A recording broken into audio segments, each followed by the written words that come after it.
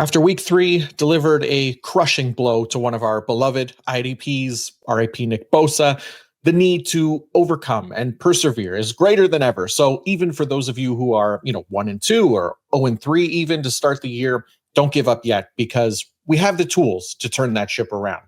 I'm John Macri, and for this episode of the PFF Fantasy Podcast, IDP edition, I'll be going over all the games in week 4 to bring you all the IDP relevant start-sit information that we can handle. And trust me, there is a lot of it and it is needed. So let's get it.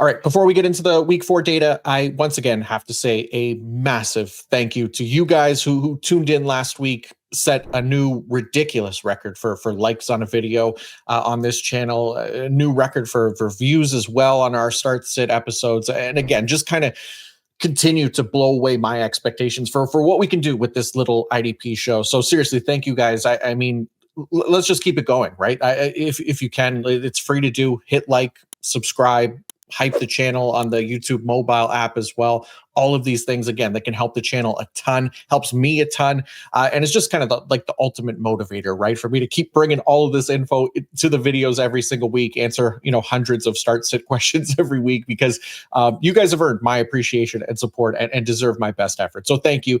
And please continue to like and subscribe, hit the hype button on the YouTube mobile. I appreciate every single one of you. And then, as always, if you want to go even further with your support, you could get access to all my written content, which includes the IDP Fantasy Report. Again, you can find all the snap shares for every single IDP, as well as alignment data, man zone team coverage rates, my notes on all these players, waiver targets, everything that you can possibly need to dominate your IDP leagues, plus my IDP weekly rankings, wide receiver man zone coverage report, weekly red zone report, all of that kind of stuff. So make sure you subscribe to PFF Plus and use the promo code PFF Fantasy Podcast 25 for 25% off a PFF subscription. Again, we're treating this as kind of like a little internal competition among the PFF podcasts. As the smallest channel on the podcast, we would love to be able to win this one. And you guys have honestly showed up in a big way and really helped us in that regard. So if you haven't already, it would be huge, obviously, for us, but also just to get access to all that content. If you do want access to it and PFF grades, all that kind of stuff, you getting access to PFF Plus with the promo code PFF Fantasy Podcast 25 for 25% off. There you go. That's my weekly sales pitch. But again, it really does help me and the channel a ton.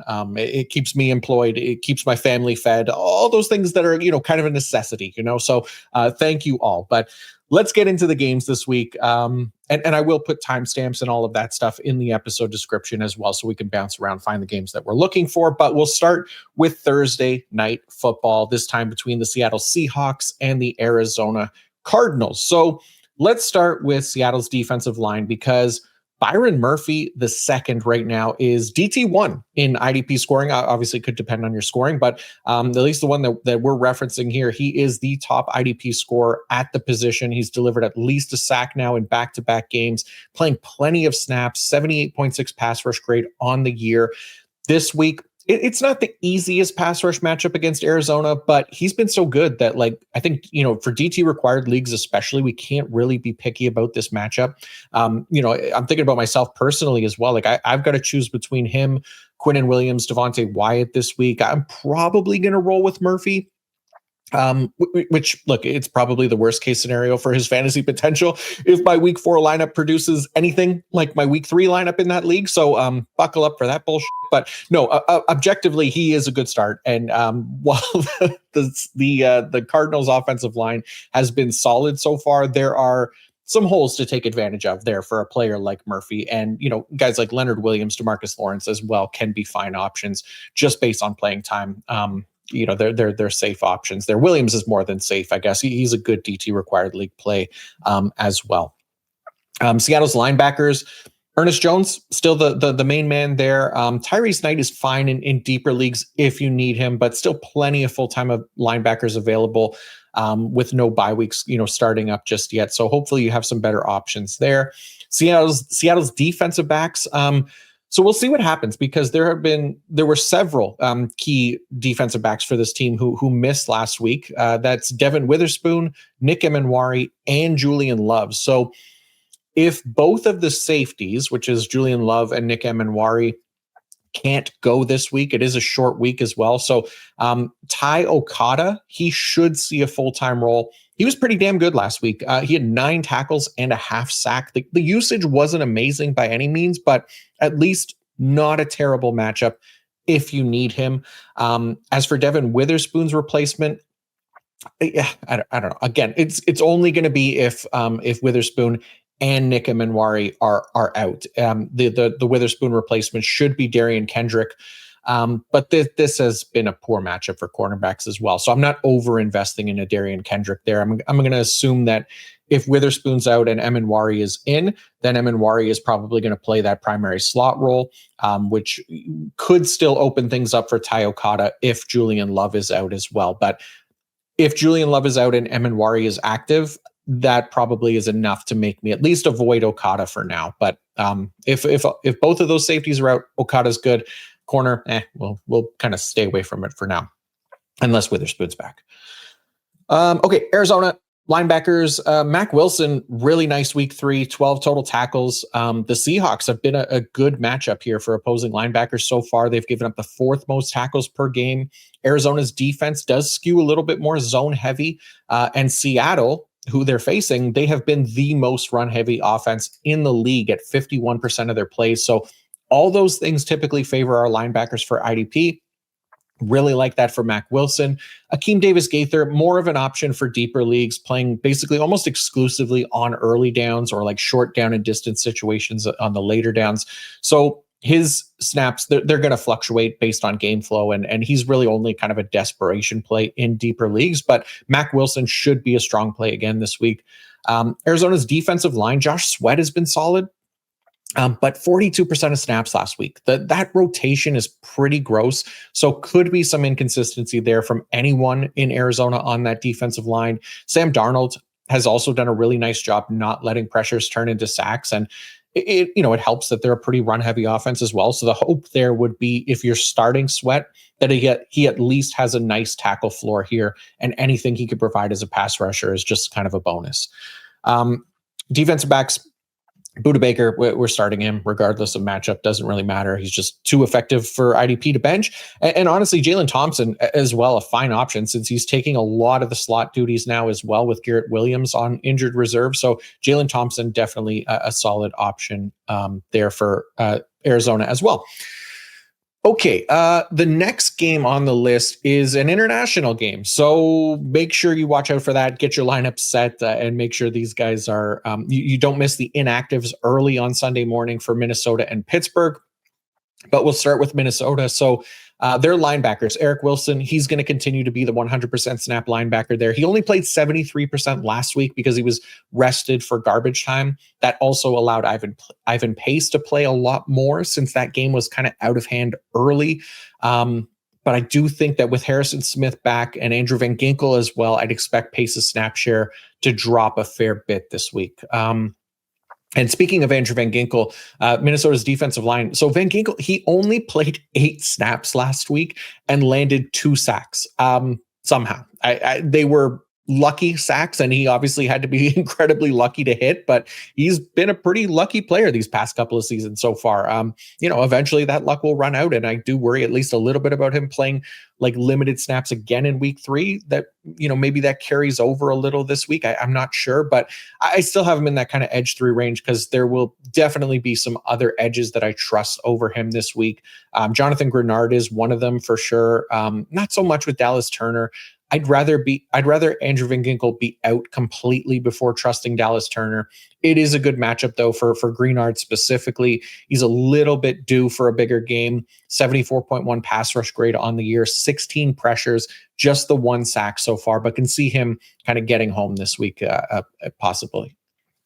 Minnesota's DB. So mentioned Harrison Smith being back, and I've been talking about how Harrison Smith's absence and return might affect Josh Metellus' usage from these past 2 weeks, and it did look like it was right in that because Smith came back last week, and it allowed the team to play more 3 safety looks, but it also allowed Josh Metellus to play up near the line of scrimmage more often and make him a better IDP, right? So all those things kind of happened last week. I think we can expect more of the same, which makes Metellus a better IDP value this week. Even though the Steelers have been a shit matchup for safeties, Metellus at least operates as a linebacker more often than not. And this is a good matchup for linebackers. So he could be a sneaky good play here this week. Also, I'd be remiss if I didn't acknowledge the absolutely nuclear game from Isaiah Rodgers in week 3. 2 touchdowns. He scored 2 defensive touchdowns thanks to a pick, a fumble recovery, and a forced fumble in there as well. And a PFF record 99.9 overall grade. Never been done before. Unreal work from him. Awesome. I know it was one of those ones where you're seeing the game happen, and I had this immediate panic that I'd be playing against Isaiah Rodgers somewhere in my 20 leagues, but luckily that wasn't the case because nobody's expecting this one at all. We're not chasing it. We're not expecting it to happen again. Like in no world are we expecting anything close to that. He's a fine streaming option at best, but we just don't chase that production. If you did fluke into having him in your lineup, I mean, massive congrats to you, but don't go trying to shoehorn him into lineups this week over like a Jordan Lewis or Drew Phillips or somebody like that. These guys who have much more sustainable usage and production. Okay. Wow, that was a lot of time on the Vikings. I hope you guys are Brian Flores fans, I guess. School or whatever. But anyways, on to the Steelers. Let's talk about the Pittsburgh linebackers. Yeah, because Peyton Wilson has been demoted. He did not start the week 3 game. That was Cole Holcomb and his beautiful mullet. Actually, I don't even know if he still has the mullet. But anyways, Holcomb and Queen, they started the game. Queen stayed on full time for the whole game, but Holcomb and Wilson rotated drives and weren't always full time when they were out there. So we're not trusting Holcomb. We're not trusting Peyton Wilson this week until we see some kind of consistency there. It's just not worth the risk. So make sure you avoid those guys. Pittsburgh defensive line, wellity. TJ Watt, he isn't washed, and he was able to get a sack, actually 2 sacks. Oh man, who could have saw this one coming? Certainly not me, the guy who called him out for being the worst IDP of all time last week. I have to take this. It's how the superpower stays intact in case we need it again. But there you go. TJ Watt is back. That was nice to see. Nick Herbig also solid in the Alex Highsmith role as expected. Both of these guys can be used again this week against Carson Wentz, who already owns a 30% pressure to sack conversion rate. So that's good. And then Pittsburgh DBs, it's possible that Deshaun Elliott returns this week, which would be great because right now there isn't a single safety worth trusting in Pittsburgh coming out of last week because Jabril Peppers mixed in. Cuck Clark also allowed his snaps to be cucked by Peppers. And then even Juan Thornhill wasn't full time. So I'm not trusting any of these Pittsburgh safeties until Deshaun Elliott is back. And yeah, even this week, not a great matchup against Minnesota. But if Elliott's back, there's at least some hope that we could plug him into lineups. Okay, before I go on any further, I want to let you guys know about ZipRecruiter. And look, there's a lot of hiring sites out there, but in my opinion, nobody does it better than ZipRecruiter. If you don't like waiting for the right candidates to apply or sorting through resumes, trying to get in touch with potential candidates, then let ZipRecruiter help you. The future of hiring looks much brighter because ZipRecruiter's latest tools and features help speed up finding the right people for your roles so you save valuable time. And now you can try ZipRecruiter for free at ZipRecruiter.com/audio. With ZipRecruiter's new advances, you can easily find and connect with qualified candidates in minutes. See a candidate you're really interested in, you can unlock their contact info instantly. Over 320,000 new resumes are added to ZipRecruiter monthly, which means you can reach more potential hires and fill roles sooner. No wonder ZipRecruiter is the #1 rated hiring site based on G2 at ZipRecruiter.com/audio. Use ZipRecruiter and save time hiring. 4 out of 5 employees who post on ZipRecruiter get a quality candidate within the first day. And if you go to ZipRecruiter.com/audio right now, you can try it for free. Again, that's ZipRecruiter.com/audio. ZipRecruiter, the smartest way to hire. Okay, let's go on to the regular scheduled Sunday games. and start with the Washington Commanders and the Atlanta Falcons. So let's start with Washington's defensive line, because Dorrance Armstrong kind of been a hot name here for IDP managers who are maybe looking for like a Nick Bosa replacement. And look, obviously nobody is going to measure up to Bosa, but Armstrong, he's got a sack in all 3 games this season. That's bound to come down at some point. His pass rush grade and, his total pressures have actually dropped off in each successive week. So I wouldn't be surprised if the sacks drop off next, especially in a tougher matchup where Michael Penix has been great at avoiding sacks. The Atlanta offensive line has been among the best pass blocking units in the league. So just be careful there and only really use them if you're desperate. And I should say Daron Payne also has been a solid option for DT required leagues as well. So fine with him. Washington linebackers, you already know what I'm going to say. I don't need to talk about Frankie Louvu anymore, right? We get the picture of what he is. Okay, sweet. Appreciate it. Bobby Wagner, shout out to him for the massive week 3 game. He'll continue to be kind of the most consistent option here for the Washington linebacker core. But the Washington DBs, Will Harris is toast, which is too bad since he had a nice role there in Dan Quinn's defense. But there is another. Jeremy Reeves steps into that role for him and likely going to continue in that role going forward. So worth grabbing Jeremy Reeves if you need safety help, because it is a good matchup this week. And if you maybe needed even more assurance, he played 59% of his snaps in the box in week 3 in place of Harris. So love that, obviously. Also, Quan Martin for the uninitiated. He still gets solid usage and is a nice play this week as well in a good matchup. And then Mike Sanderstill is also a favorite at cornerback this week, getting snaps in the slot. And even though Atlanta isn't an 11 personnel heavy offense anymore like they were last year, Sanderstill will stay on in non-nickel situations.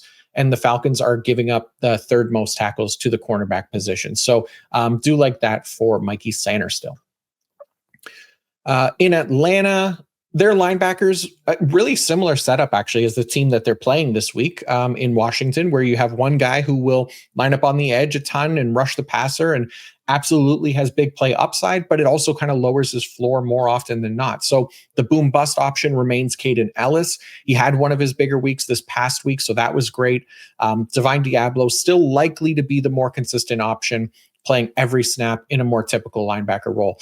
That being said, it's a nice linebacker matchup this week, so don't hate either guy. And if you got them, odds are you'll be playing them. Atlanta defensive line, Jalen Walker saw a nice snap increase last week. He actually led all the Atlanta edges in snaps this past week, so that was really nice to see. Still not really starting any of these guys in IDP because it just becomes like a bad game of hoping for good RNG for the guy that you had plugged into your lineup to get a sack. And it's just not a game that I want to play with this group just yet. We'll keep waiting on Jalen Walker and James Pierce to kind of emerge there eventually.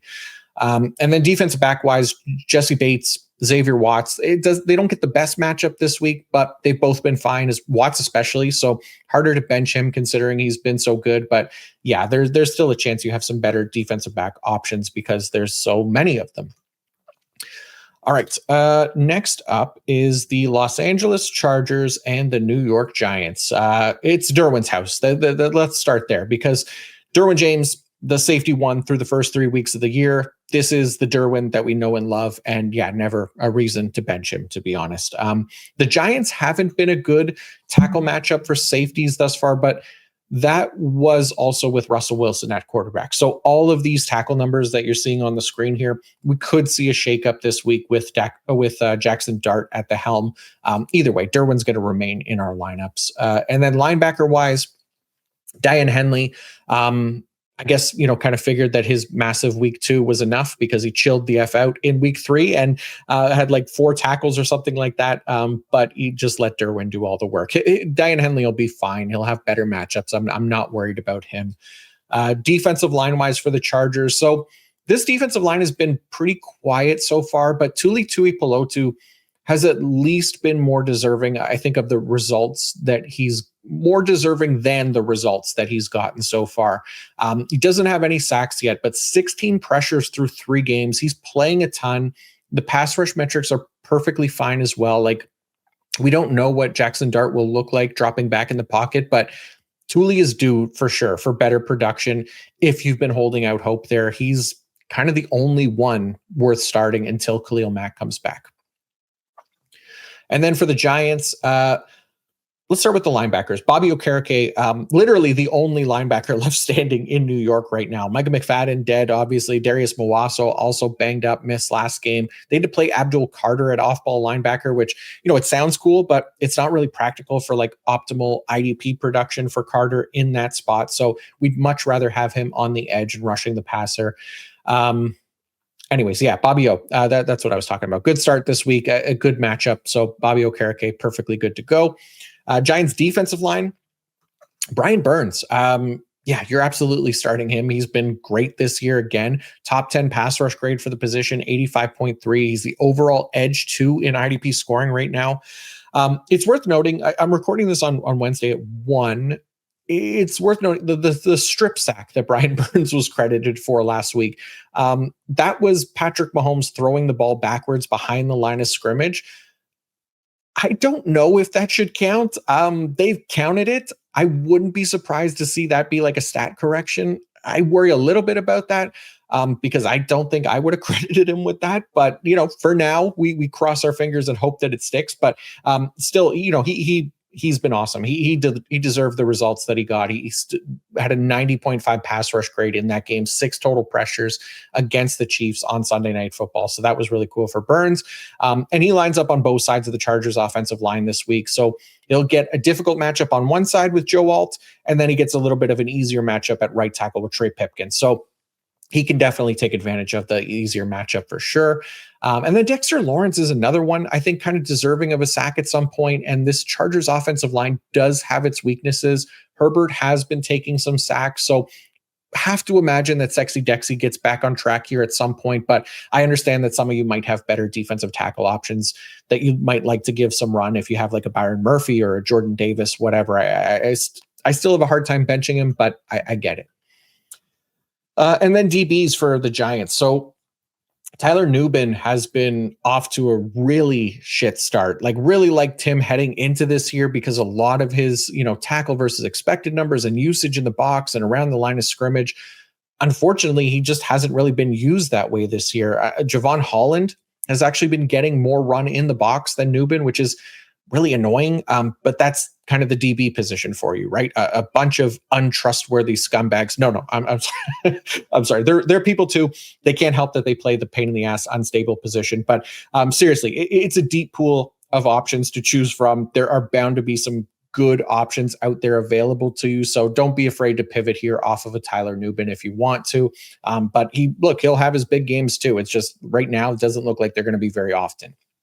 And then Drew Phillips has also been excellent this season so far. I worry a little bit about this being like a potential down game for him, not just because the Chargers are below average in tackles to the cornerback position, but they're also a team that doesn't spend much time in 11 personnel. They don't have like a high end receiving tight end that maybe Phillips would see more reps against to keep him on the field a ton. So I could see Drew Phillips' snaps being a little less than ideal this week, but he's also targeted at such a high rate when he's out there. So that's going to help him, but he will be a little lower in the rankings this week for me than usual.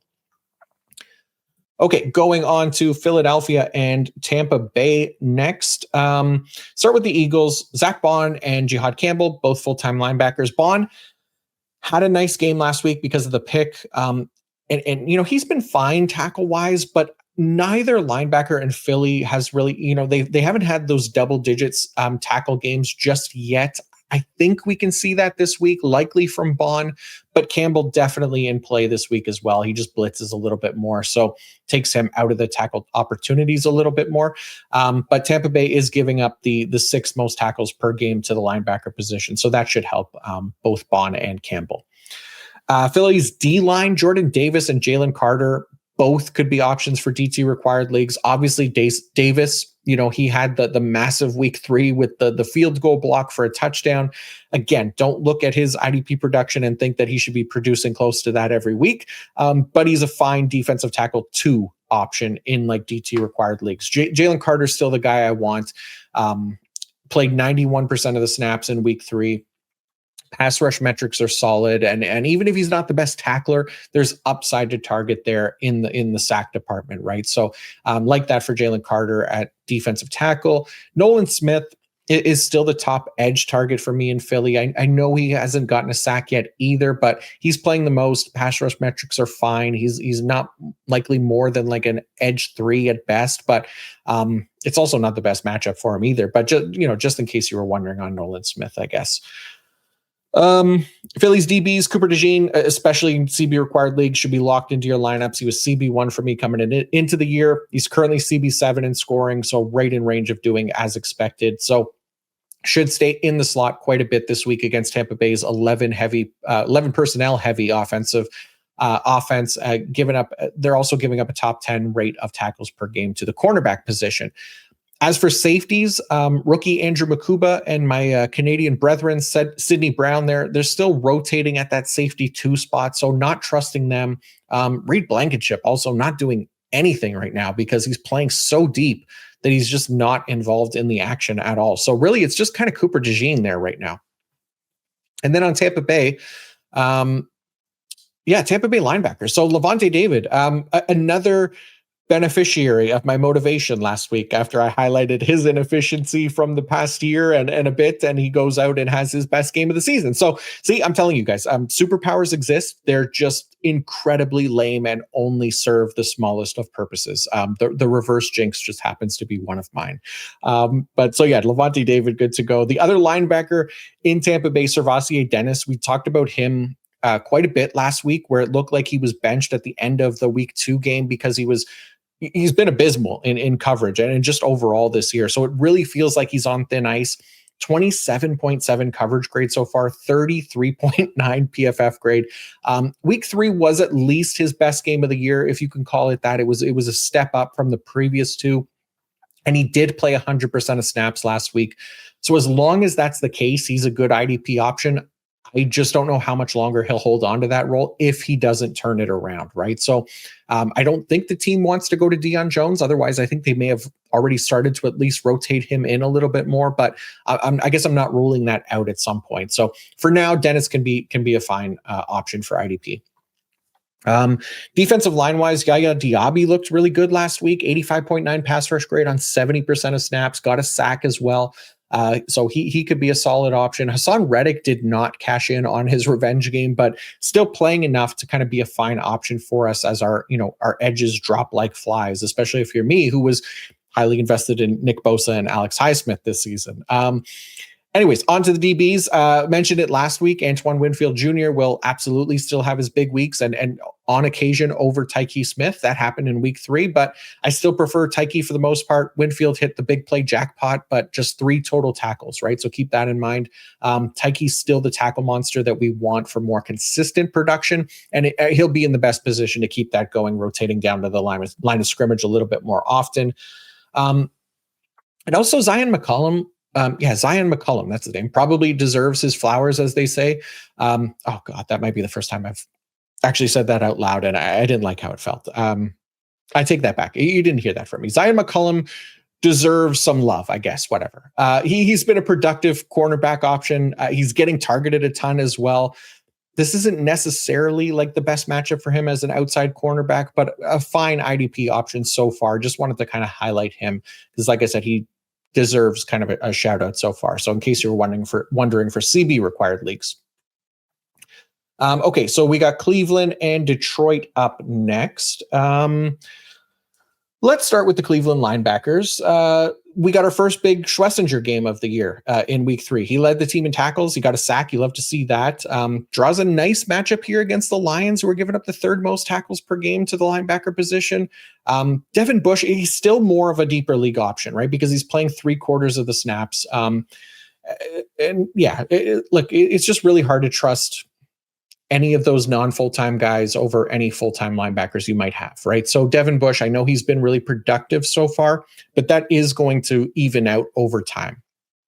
And then defensive line, Myles Garrett, you already know what to do with him. Mason Graham, he's a solid DT required league option. He's got this workhorse role, has some potential there, more of kind of a DT2 type for now, but he at least finally got a half sack last week. So a little bit more promise built building there.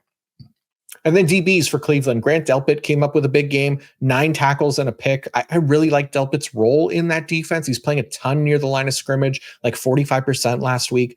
He's had some weeks, where he doesn't live up to that potential, but he absolutely did last week, and he's constantly put in that position to get there. So for that, he'll always kind of be an option for us in IDP, and is again, this week an option as well.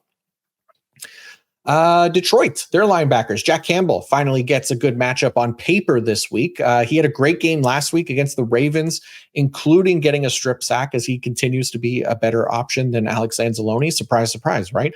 The Browns are giving up the most tackles per game to the linebacker position. So Campbell should be in lineups for sure. Anzalone could be fine. Derek Barnes, if you're looking at him, he has a really specific role in that defense. He plays up on the line of scrimmage a lot. He was actually used a lot to spy Lamar Jackson last week. So that kind of helps him, in those kinds of matchups. He got a sack last week. He had a decent game, but he's not someone that I'm trusting week to week, basically, right? It's Campbell and it's Anzalone for the most part. Edges, defensive line. It turns out that all my Hutch glazing last week was not wasted. He had a great game against a tricky opponent in Baltimore. He got himself a sack and a forced fumble, right? We love that. And going against the Browns this week, we know that the Browns offensive line has been pretty trash. We'll see if he can get after Flacco a little easier as a result. But either way, he shouldn't really be out of our lineups, playing basically almost every single snap as like Max Crosby 2.0 here. The other guys on the Detroit defensive line, with Marcus Davenport now on injured reserve, another big surprise, right? There are others who might work, like Al-Qadim Muhammad had 2.5 sacks last week, but he played 46% of the snaps, right? He's, I guess, really the closest option. Like if you were really desperate for defensive line help, then fine, taking a shot there in a good matchup this week. But yeah, hopefully there's some better options for you as well. And then defense back-wise, it was a quiet week for Brian Branch in week 3. He's got a nice matchup here against Cleveland, giving up the 3rd most tackles per game to the safety position, so he should stay in our lineups. Okay, next game is the Carolina Panthers and the New England Patriots. So let's start with Carolina's linebackers. Hey, we'll keep this one brief. Roseboom, in a good matchup here, zone-heavy defense that he plays on, getting the 2nd most tackles per game to the linebacker position. I like the Rose to bring the boom this week, baby. All right, Carolina's defensive line. I don't know if there's anyone I trust from this group. They are, oh my God, they are the definition of mid, right? That being said, it was good that they gave Nick Scorton more run last week. He led the edge group in snaps, but it was also a blowout. So not sure that I trust him as much this week, even though it's a good matchup on paper. Derek Brown might be really the only one we can trust, but even then, he hasn't been anything special this year either. So really disappointing, this defensive line here for Carolina so far. Their defensive backs, that's where the stars are at, or star, I guess, specifically, which is Trayvon Merrick, right? He played 51% of the snaps in the box last week. He's basically just cucking Trevin Wallace in that LB2 spot more often than not, and we absolutely take that for our full-time safeties. So firing Trayvon Merrick up again. For New England, their linebackers, Robert Spillane finally had the really big game that we were hoping to see, kind of make up for his really low tackle numbers so far this season. I still worry about him long-term in this defense. Patriots are still Superman heavy. We've seen how that has affected his tackle numbers already, and in a below average matchup this week. So that doesn't necessarily help either. Meanwhile, Christian Ellis was benched for Jack Gibbons. So forget about him, being a DL eligible option on Sleeper anymore. Gibbons now becomes kind of a deep league option as this non-full-time linebacker there in New England. New England's defensive line, Harold Landry, he didn't get a sack last week, but again, he's playing so much that, he's going to be productive. He still had 6 tackles, a forced fumble, and a QB hit on 78% of the snaps. So we can continue to rely on him for the most part, though.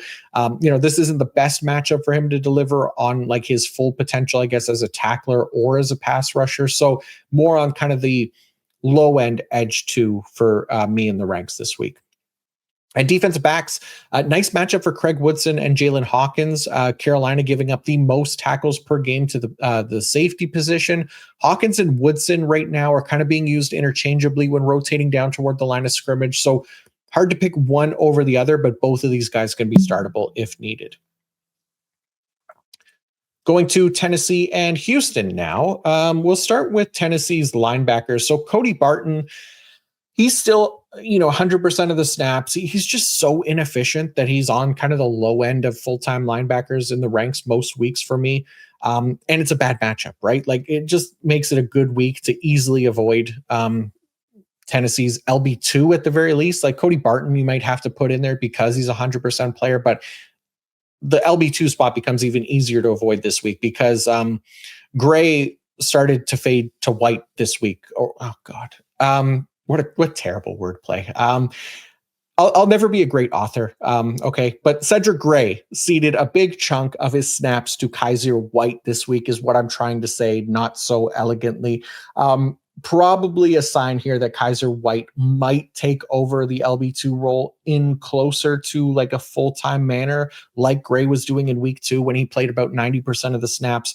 Not worth betting on that this week until we know for sure, plus it being a bad matchup, right? So just one to keep in mind here, but Cedric Gray, absolutely avoidable, probably droppable most leagues, and then Kaiser White maybe worth a pickup in deeper leagues.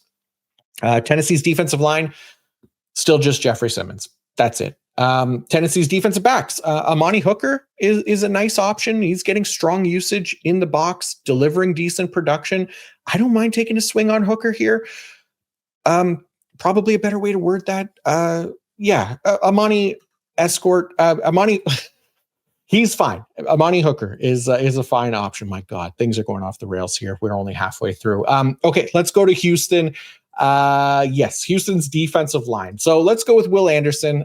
He has been excellent this year, and now he gets one of the better matchups for pass rushers on the year. Daniel Hunter as well. Both of these guys should be considered top plays this week against a bottom 5 pass blocking unit, and Cam Ward, who has the 8th highest pressure to sack conversion rate. So fire him up. No concerns there. Houston linebackers Azeez Al-Shaair and Hanky Two Toes, Henry To'o. Two Toes, he saw a little dip in snaps last week, so not a true full-time linebacker. Also a really poor matchup against Tennessee. They're 30th in tackles per game to the position, so I prefer Azeez Al-Shaair for sure over H2O there. But he's a fine, kind of LB2-ish option in that range of other non-full-time LB2s.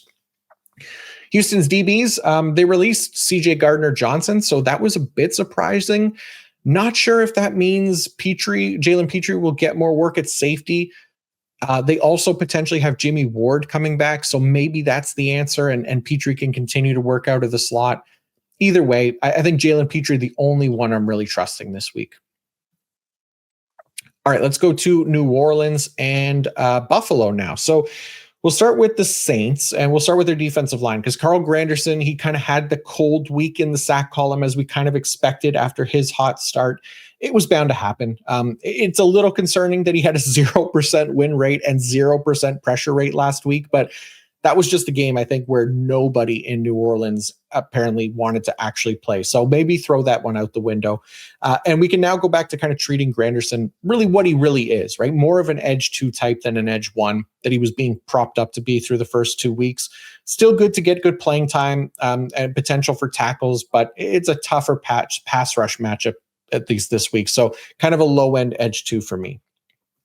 New Orleans linebackers really like this matchup a lot for Demario Davis and in deeper leagues, Pete Werner as well. The Bills have been a top 10 team for linebacker tackles, top 10 team for all tackles, apparently. But this duo for the linebackers here, Demario Davis, Pete Werner, they've been pretty good this season, playing in a more zone heavy defense this season when they were Superman heavy last year. Just remember that, Werner probably going to suffer from a little more variance since he's not playing an every down role, but I like this for Demario Davis this week for sure. I think I have him as like LB 15 or something like that. That's probably the highest I've had him in the ranks for at least a few years. So things are looking a lot better there for the Saints linebackers. And their DBs, Jonas Sanker, Justin Reed, Alontae Taylor, those are the names to know here. Taylor, a strong start in CB required leagues. Reed and Sanker, they can be good as needed. Nothing really wrong with them. And again, it's a good matchup here.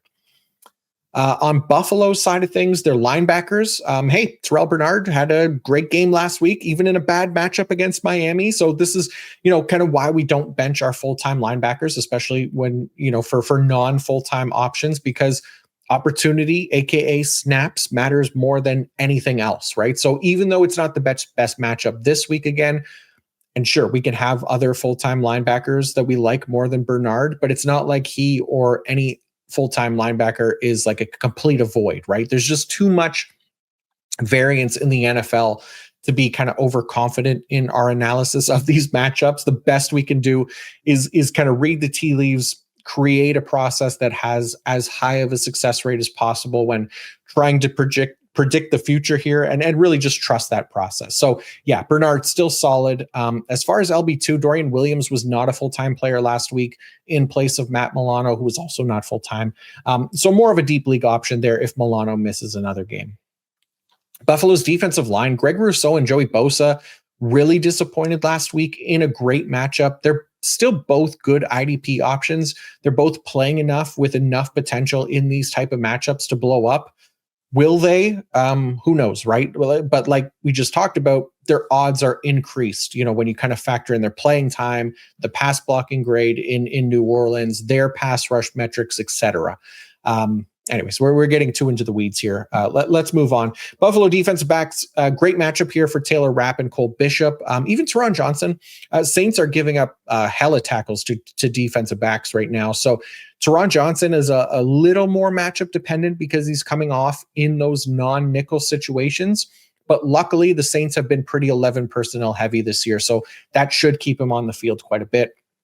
And then Rapp and Bishop, they're being used interchangeably as well to rotate down towards the line of scrimmage. So they're a little easier to trust this week based on the matchup, I guess. Before we keep going, I want to let you know that this PFF betting segment is brought to you by DraftKings. And we got another early prop bet to target here from PFF's own Mason Cameron, who let us hit on James Cook longest run last week. This week, he is on Torrey Horton anytime touchdown at plus 380. Torrey Horton, we know he's gaining Sam Darnold's trust. I think it was one of the coaches in Seattle compared him to Justin Jefferson already. So that was high praise, I guess. But we have seen an uptick in usage over the last 2 weeks for Torrey Horton. He's been targeted on 23.5% of his routes. He's got a touchdown in each of the last 2 games. Arizona banged up a cornerback. So Torrey Horton to find the end zone plus 380. Odds are subject to change. And be sure to check out more of Mason's bets throughout the week over at pff.com as well. But yeah, as far as DraftKings goes, the NFL season is rolling. Every touchdown can bring you closer to a payout with DraftKings Sportsbook, an official sports betting partner of the NFL. Every game is another chance to cash in. Don't just watch the action, win with it. DraftKings Sportsbook delivers the unmatched intensity of the NFL right to your fingertips. From first touchdown score to anytime touchdown props or the thrill of live in-game betting, every snap is loaded with opportunity. New customers, this one is for you. Bet just $5 and get $200 in bonus bets instantly. Plus, score over $200 off NFL Sunday Ticket from YouTube and YouTube TV. Your season's heating up. Download the DraftKings Sportsbook app and use code PFF. That's code PFF to get $200 in bonus bets instantly when you place your first $5 bet. Plus, over $200 off NFL Sunday Ticket from YouTube and YouTube TV in partnership with DraftKings. The crown is yours. Gambling problem? Call 1-800-GAMBLER. In New York, call 877-8-HOPE-NY or text HOPE-NY 467-369. In Connecticut, help is available for problem gambling. Call 888-789-7777 or visit ccpg.org. Please play responsibly on behalf of Boot Hill Casino and Resort, Kansas. 21 plus age and eligibility varies by jurisdiction. Fees may apply in Illinois, void in Ontario. Bonus bets expire 7 days after issuance. See sportsbook.draftkings.com/promos. NFL Sunday Ticket offer for new subscribers only and auto renews until canceled. Digital games and commercial use excluded. Restrictions apply. Additional NFL Sunday Ticket terms at youtube.com/go/NFL Sunday Ticket/terms. Limited time offer. All right. Indianapolis Colts and Los Angeles Rams are next. We talked a lot about Zaire Franklin last week, kind of covering how Lou Anarumo's scheme is more man heavy. That affects his tackle efficiency negatively, yada, yada, yada. Right. That's still the case. They did at least play over 70 snaps last week. So that helped his numbers a little bit, but he was still inefficient relative to the position, right? 10.1% tackle rate last week for Zaire Franklin. The average is about 13%. So that's a big drop off. more of an LB2 option, and this week kind of more of a low-end LB2 option in a bad tackle matchup for linebackers against the Rams, who are 28th in tackles per game to the position. The rest of the Indianapolis linebackers are complete avoids because it is a disgusting rotation there right now. Who knows if Jalen Carleys will rescue us from this mess, but we'll find out once he's eligible to return, which is not this week. Indianapolis's defensive lines, Laiatu Latu, he did not get the sack that we were hoping for against Tennessee last week. It was a great matchup. Obviously, we talked about that. And literally everyone else on the Colts did get a sack. That doesn't mean that Latu is shit or anything. Like, he's certainly playing well enough to get sacks. He's top 8 at the position in win rate, and he is the top overall graded edge from PFF this season so far. He's only played 2 games as well, so that, keep that in mind before shitting on the poor bastard. But the Rams are the worst pass blocking unit in the league. So he'll get another chance this week. I'm still treating him as an edge 2 option. Defensive backs for Indianapolis. If you remember last week, we talked about Cam Bynum's production kind of being propped up by interceptions and the usage being really concerning there. Well, he didn't get a pick last week, and in what was a good matchup for safety tackles, that usage still kind of crushed his tackle numbers, right? Just 4 on the day, and that's in a good matchup. So he's playing over 70% deep each week. That's going to make him big play dependent, most likely. So if you want to aim for that upside, then go for it. Otherwise, there are going to be plenty of other defensive backs who are starting over him, Nick Cross obviously included. Also, we lost Kenny Moore to injury. He had been a great IDP. They did bring in Mike Hilton, who has familiarity with Lou Anarumo's defense, obviously from his time in Cincinnati.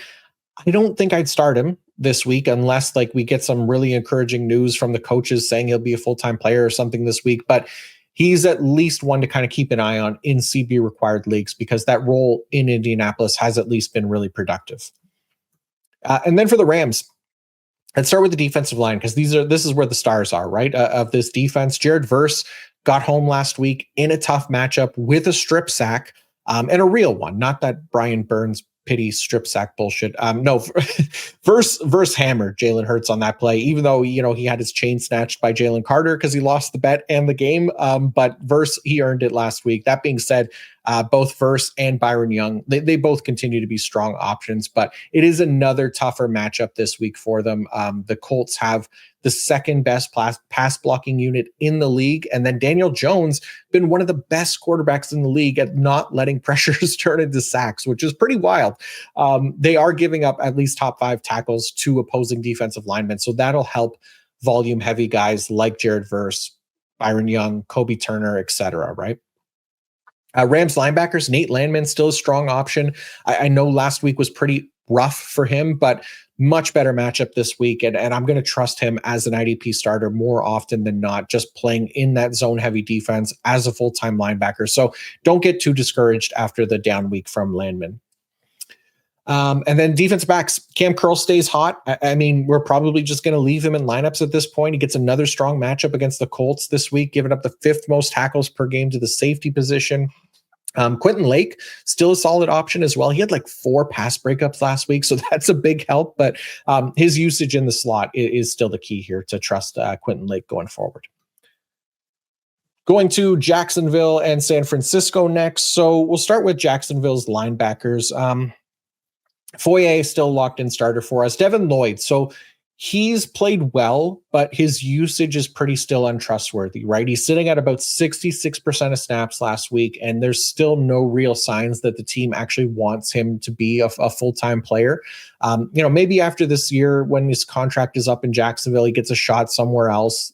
That'll happen probably, considering he's a former first-round pick. So dynasty managers can find some optimism there, but for this year, really nothing more than a deep league option there for Devin Lloyd. Jacksonville's defensive line, Josh Hines-Allen, just the half sack so far this year. And he got it last week, which is annoying as, a player that I keep gassing up. But again, pass rush metrics are great. He's second among all edge defenders in total pressures. He is going to draw mostly Trent Williams this week, so don't love that. More of an edge 2 for me this week. Trayvon Walker gets the better matchup. He's been productive, so he's in play this week as well. And Jacksonville's defensive backs, Jordan Lewis has been awesome. This isn't like a slot-friendly matchup, but again, the good thing about Jordan Lewis is that he stays on the field when the defense isn't in nickel. So he'll be a 100% snap cornerback still, and he's been a great tackler, just not his ideal matchup as we've gotten from him in recent weeks. And then Travis Hunter, man, sometimes I forget to talk about Travis Hunter on here. But yeah, the usage has been really frustrating, I guess, right? He played more on defense than he did offense last week. We're really banking on the offensive production for him to be that locked in DB starter for us. But if his role keeps diminishing on offense, then that is going to be a problem. Like he had a decent game tackle wise on defense last week, but again, not a full-time player on either side of the ball. That makes him pretty risky right now. So he is starting to become someone that we should be willing to bench until we see it from him on offense specifically. Again, if we're aiming for upside and, say you're down, going into this game, it's one of the late afternoon games, right? So if you're down by a lot going into this game and you have to choose between a Travis Hunter and, I don't know, Charvarius Ward or somebody like that, like I would be playing like Travis Hunter over them just to aim for the upside, hope that he gets some catches, maybe finds the end zone as a receiver. But otherwise, yeah, he becomes a little bit more concerning with this usage. Okay, San Francisco. So we lost Nick Bosa. Obviously, this is just a massive blow, not just for the 49ers, but more importantly for us IDP managers. And for me, who had a lot invested in him this season, things were looking good through the first couple of games. And then, we got the ultimate kick in the dick here with a torn ACL because, of course, right? Why can't we have nice things? But you know what I was thinking? One day we're actually going to be able to turn off injuries. I have to believe this. It won't be in my lifetime. But I'm watching Alien Earth right now, and the concept of transferring consciousness to like synthetic bodies that can't be broken is something we need for athletes. I think they don't need real superpowers or anything. Just like pre-program the bodies with like the players' Madden stats or something like that, and let them work that way, because then at least we won't be repeatedly punched in the nuts by injury after injury every effing year, right? But anyways, that's how my mind tries to cope as I walk down the street like sad Michael Cera in Arrested Development over the past few days. So yeah, the Bosa injury, it leaves this group of options barren in San Francisco. He's obviously an irreplaceable player on the defensive line and for IDP. IDP managers, if you're looking internally at the 49ers for a player to step up, there isn't really a clear and obvious option. Bryce Huff, he's played really well as a pass rusher so far. He has a 90.1 pass rush grade on the year. The hope, though, will be that Huff plays more on early downs and run downs specifically, but it's not a guarantee because that's never been a role for him in the NFL. He's still, even this year, not trusted on early downs. 3/4 of his snaps have come on passing downs. So to be a more reliable IDP option, he'll need more work on early downs. But as long as he's kind of putting up these consistently strong pass rush numbers, he'll have some value as like a boom bust option for those managers who may be desperate for like a Bosa replacement in big play formats. Okay. Enough of that sad stuff. Let's go to the linebackers now. Fred Warner, D Winters, both full-time options. We can trust Sweet D as well, right? Like he's playing 100%. I know he's not the name value that Fred Warner is, but still playing plenty, and we can start both of these guys pretty confidently. San Francisco's DBs, Marcus Sigil still getting the best usage there, and production has been fine. And it's actually a solid matchup for him. So I don't mind Marcus Sigil in lineups again this week. Okay, let's go to Chicago and Las Vegas, and let's start with the Chicago Bears, and we'll start with Jaquan Brisker specifically, because he's been somebody that I get a lot of questions about, and he's off to a really quiet start this year, and the usage hasn't really helped his cause, right? He's playing just 27% in the box, which is down from 36% last year and 44% the year before, right? So slowly, that box usage has kind of diminished over the years and going in the wrong direction for Brisker, which isn't ideal for a player who typically thrives in that area of the field specifically. And then, yeah, his tackling ability has essentially been sapped enough that he's not able to return safety 1 production. He's barely even able to return safety 2 production. So pretty disappointing so far this season. He'll have his bigger games, I'm sure, just, kind of, again, a result of being on the field for every snap. But the decline in, I guess, IDP friendly alignment for him is at least enough for me to kind of reset expectations for Jaquan Brisker going forward to maybe being more of that fringe DB2, DB3 type. Linebackers for Chicago, Noah Rigatoni Sewell, he's been great, even more the green dot this past week, which was kind of interesting. Tremaine Edmonds also had a massive game. So again, just the result of being full-time linebackers, right? That's why we keep rocking with these guys most of the time. So definitely both of them are options. And then Chicago's defensive line, Montez Sweat, really the only one worth trusting here right now. We talked about him last week, I guess, right? How he's playing well, had a good matchup, was able to get a sack as well. So that was nice to see. The matchup here has more to do with like Gino saying, gee, yes, I will take a sack when possible. So Sweat is still the top option here if you need him. Terrible joke. My God, honestly, you guys need to start discouraging me in the comments from doing this kind of stuff because I will not stop unless I'm berated. All right, let's move on. Las Vegas. Defensive line, Max Crosby hasn't had the strong pass rush metrics, which is a little concerning, but the guy quite literally never leaves the field. And that alone is going to keep him from ever leaving our IDP lineups, right? So he was able to get a sack as a result last week. Caleb Williams, to his credit, has been much less of a sack magnet so far this year when he's out there. So that's a positive development for him specifically, but it does make a slightly tougher matchup for our pass rushers. So Max Crosby, really the only one worth trusting here. For their linebackers, Devin White kind of reverting a little bit back to his old inefficient self is kind of a bummer because this is a good defense on paper for him to be better than what he's been. And we've seen it at least once this season. I think he'll be a fine option for the most part. I just can't picture him ever being like a locked in LB1 ever again, even with this ideal defense, right? Top 3 in zone rate so far for the Raiders. Jermaine Pratt, his tackle inefficiency is much easier to explain because he spent 50% of his snaps on the edge. He's only rushed the passer 3 times. So that kind of takes him away from being in that boom bust territory. He's not getting the boom opportunities for sacks, even though where he's lining up, you figure he would, but still going to hurt his tackle rate most weeks. So deep league option only, despite playing nearly every snap, Jermaine Pratt. And then DBs for Las Vegas. I know Jeremy Chin hasn't been great so far for IDP. The usage is definitely there. He played nearly half his snaps in the box last week. He'll have better games for sure because of that usage, but I understand if you'd rather look elsewhere for DB options, especially since this is kind of a below average matchup for safety tackles.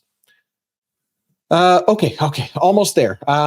Last of the 4 p.m. window games. I know these are long episodes. I really want to make sure I arm you guys with as much information as possible. I need to allow my brain to vomit out the data every week as well in this form because it's too much to keep in my head. So if you find it helpful, please don't forget to like and subscribe or hype the channel if you can. Again, it really helps me a ton. And if you haven't already, really appreciate you guys. Okay, let's go on to Baltimore and Kansas City here. And we'll start with Baltimore. Their linebackers, Roquan, you don't need help with. You're starting him. We did get a full-on Teddy Buchanan takeover last week, so Trenton Simpson didn't even sniff the field. Buchanan played 94% of the snaps, so he's a solid deeper league option because that 94% number, not guaranteed to stay that way every week, likely to go up and down depending on the matchup, and they won't lock him into a full-time role. So also not a great matchup here this week against the Chiefs, giving up the fewest tackles per game to the linebacker position. Even still, we're not benching Roquan. It's still early in the sample size here, but Teddy Buchanan, easier to avoid, but he is at least a name that we should be rostering in deeper leagues now. Baltimore DBs, Kyle Hamilton, we definitely start him. Malachi Starks getting some opportunities to rotate down toward the line of scrimmage depending on matchup. And last week he did get more opportunity near the line of scrimmage to try and help defend the Lions run game. He gets a more pass-heavy Chiefs offense this week, so we probably see him sit back deep a little bit more this week. Can be a solid start, but not expecting that box usage to be around 25% for him again and under 60% of snaps deep. So, yeah, that's Malachi Starks. Baltimore's defensive line. We'll see if Nnamdi Madubuike is back this week for DT required leagues because he's solid. The edges, though, Odafe Owe not getting nearly enough snaps to trust. And we actually saw the team lean on Mike Green with Kyle Van Noy out again. So the rookie getting some playing time. It was him and Tavius Robinson playing over 3/4 of the snaps last week. It's not the best matchup, but again, if you're in need of help following the Nick Bosa injury, for example, these guys at least become options based on snaps alone. And then for Kansas City, Chamari Connor still getting excellent usage for IDP purposes this season. He's played just 18% of his snaps from a deep alignment so far.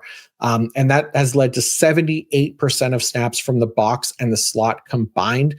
That is about as ideal usage as we can expect from any defensive back. And it's allowed Connor to be a pretty strong IDP option so far this season. So he does come in on the low end of DB1 options this week purely because of the Baltimore Ravens having allowed the fewest tackles per game to the safety position.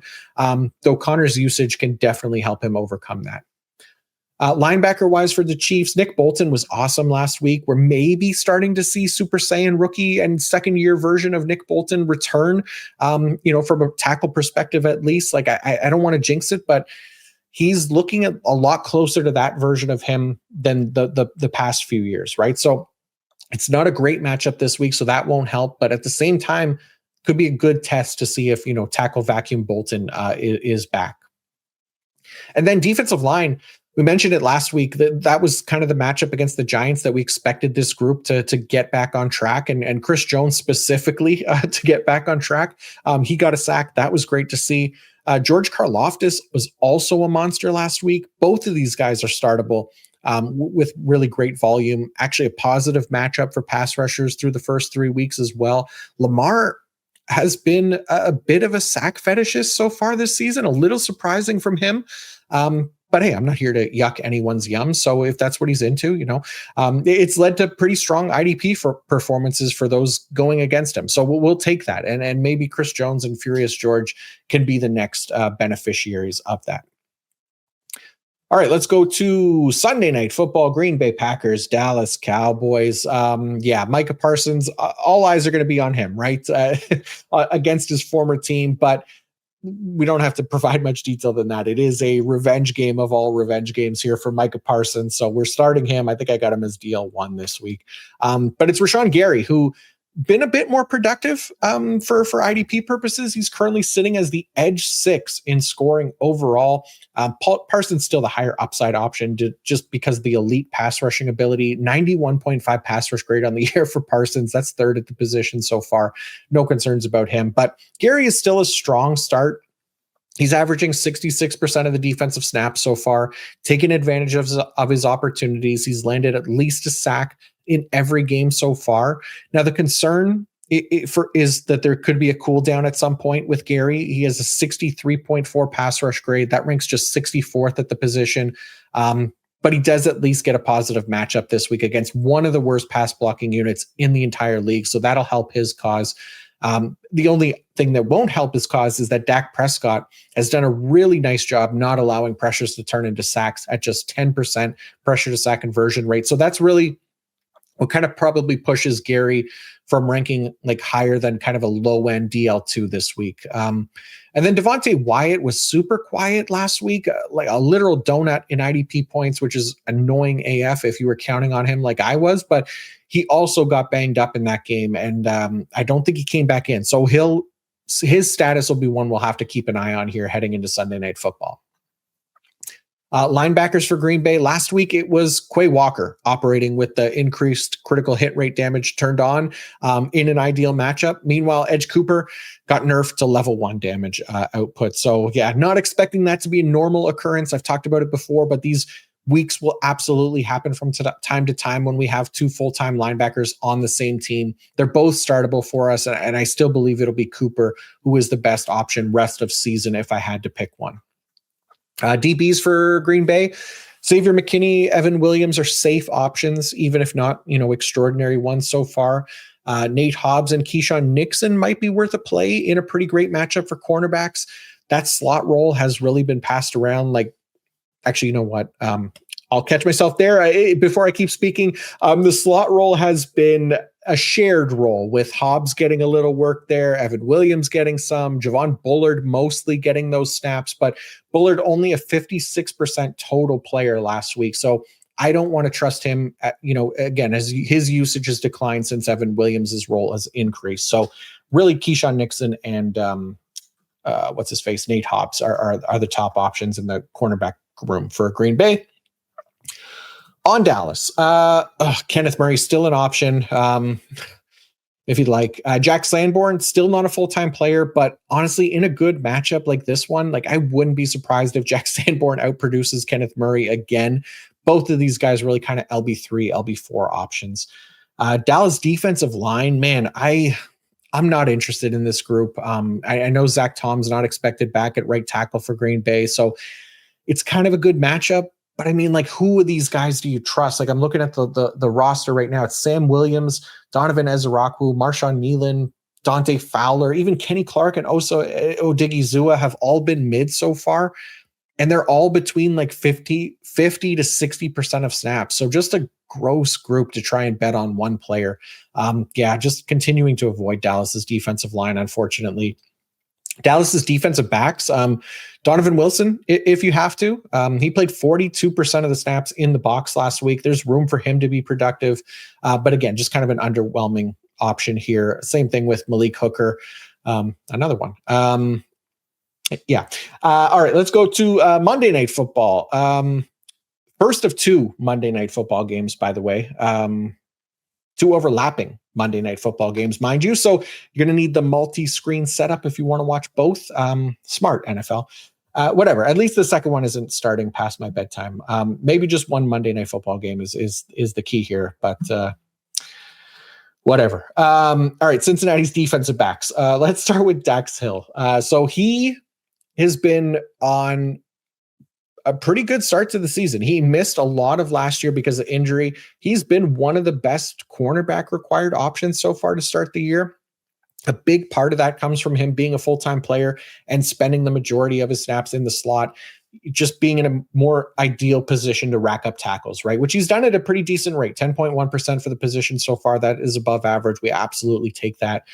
Going against Denver this week, who do rank above average in 11 personnel. So I think that should keep Daxton Hill in the slot more often than not, and hopefully another strong IDP performance from him. Jordan Battle, he's not getting the prime usage in the box, but he's definitely been the better IDP between him and Geno Stone. Geno Stone, surprisingly getting more work in the box is an odd choice to me, and he clearly doesn't know what to do with those snaps. But I think Battle just continues to produce nicely. I'm fine with him as a starting option.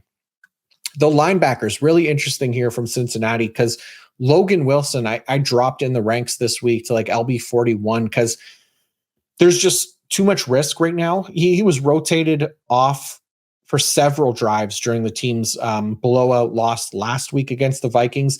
Now, the score, yes, it was out of hand, but Wilson was taken off the field on several drives, even before like the true garbage time, right? Which is kind of the biggest concern here. That this might be like a new defensive tendency by Al Golden. It's too. The sporadic usage is never good for our linebackers, especially these guys who were full-time linebackers before. So for me, like just the risk of Logan Wilson not being a full-time player, I'm not going to rank him with the rest of the full-time options. So he should kind of be treated as like a potential player to avoid where possible until at least we get a better idea of what to expect from his usage. And then Cincinnati's defensive line, it's Trey Hendrickson. That's it. Not trusting the Chris Jenkins thing to happen again. This defensive line is basically just Hendo. So yeah, easy there. Denver's defensive line. Now that is a defensive line that has more options. Nick Bonito picking right up where he left off last year. So that's been nice for those that, invested heavily in him in drafts this offseason. Jonathan Cooper is actually a solid option as well. And then of course, Zach Allen in DT required leagues, right? So Bengals offensive line is kind of a disaster. Jake Browning was not good in his first start. So Denver D line, the thumbs up emoji, right? Okay. Denver linebackers, Kingleton, really the only one we should trust. Yeah, I don't believe in Justin Cernad as anything more than like a super deep league option, especially in a man-heavy defense. I'd rather have just Alex Singleton to worry about. And we'll see what happens when Dre Greenlaw gets back off IR. Defensive backs for Denver.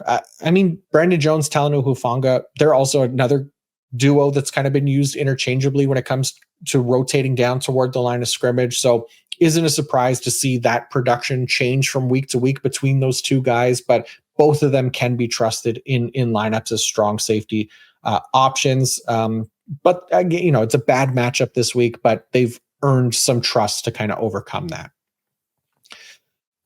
Okay, let's go to the final Monday Night Football game of the week. And what is it? Yeah, Jets and Dolphins. That's the one. We'll start with the Jets and their linebackers because Jamie Sherwood's the last man standing. Quincy Williams landed on IR. His immediate replacement in the game last week was Marcello McCrary-Ball.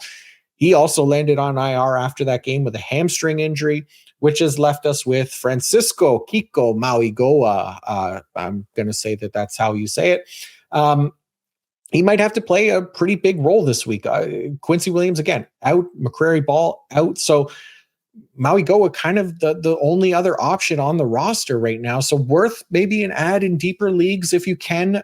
See what the usage looks like with those guys are going to be out at least 4 games. If he plays anything close to a full-time role, you never know. Like, he could be productive here, right? So, it's unlikely that it's a full-time role just considering he has this lack of NFL experience, but this defense has at least been one where they've given us 2 full-time linebackers. So that should help him get on the field quite a bit. Defensive line for the Jets, still a good matchup for Quinnen and company. Will McDonald, we knew, has that kind of big play upside, but very low floor. He at least has increased odds to hit that big play end of things this week, even though Tua was much better avoiding sacks last week, as annoying as that was. He was due for a better game, but still like the pass rush matchup this week for the Jets D-line. Defensive backs for the Jets, Andre Sisco, Malachi Moore. If you want them, they're there. Miami's linebackers, man, Tyrell Dodson went nuclear last week. And then I do believe that it was because I was playing against him. And I'd say probably 80% of my 20 matchups. So naturally that was, bound to happen. But yeah, him and Jordan Brooks, both still solid. There's another full-time linebacker duo. Both of those guys should be able to produce for us pretty consistently on a weekly basis. Miami's defensive line, it was nice to see Jalen Phillips actually have a really nice pass rushing game last week against a tough Buffalo Bills opponent. 86.4 pass rush grade, 33.3% win rate, 28% pressure rate on 70% of the snaps. That was really encouraging, considering that he didn't get anything for IDP purposes, but there was a real clear silver lining there for Jalen Phillips. So if we get more of that, that would be fantastic. And it would definitely lead to more production going forward. For now, it's still really hard to trust, but I did like to see that from Jalen Phillips. Bradley Chubb, still the better option. He's been the one to finish so far, but that can change. We're fine with Chubb. It's a fine matchup, but we're not trusting Chop Robinson or Matthew Judon. Both of those guys played less than 40% of snaps last week. And then lastly, Miami's defensive backs, Micah Fitzpatrick, still a good option. If Ifeatu Melifonwu is out, then Ashton Davis becomes an option, but really not jumping at the chance to start him. So there you go. That is a wrap on week 4. Bye week's coming up next week, so that'll save us some time. I know we went over an hour this week. But again, I'm going to continue to try to hit on every single relevant IDP that there is each and every week. But if I did miss anything, then please make sure you check out the IDP fantasy report. I'll attach that in the comments as per usual, and that'll have all the snap counts, alignment data, my notes, waiver targets, everything you could possibly need all in one place. And then, if you do want to get that article, you use the promo code PFF Fantasy Podcast 25 as well. That'll get you 25% off a PFF Plus subscription. Then you're good to go. You'll also get access to all my rankings. Those are also out now. You can check those out if you need any clarity on the players that I'm talking about. Also, as always, feel free to ask questions in the YouTube comments. I'll try to get to them all.